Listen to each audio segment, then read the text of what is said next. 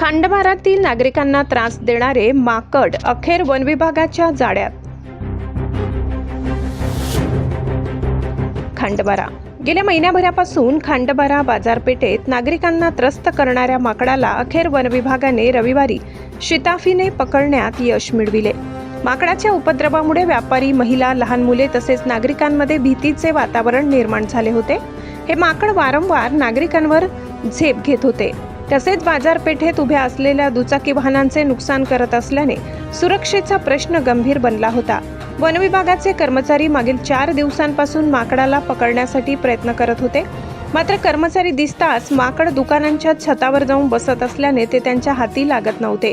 अखेर रविवारी दिनांक 17 मे सकाळी सुमारे 10 वाजेच्या सुमारास माकड एका फळ फ्रूट विक्रेत्याच्या हातगाडीवर द्राक्ष खाण्यासाठी बसले असताना वन विभागाच्या कर्मचाऱ्यांनी योग्य संधी साधत जाळे टाकून त्याला पकडले। रविवारी खंडबारा येथे साप्ताहिक बाजार असल्याने मोठ्या संख्येने नागरिक बाजारासाठी आले होते, त्यामुळे माकडाच्या उपद्रवामुळे बाजारपेठेत भीतीचे वातावरण अधिकच वाढले होते।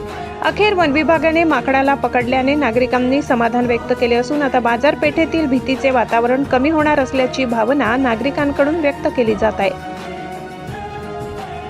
संपादक पुरुषोत्तम अहिरराव, तापी परिसर न्यूज, खंडबारा।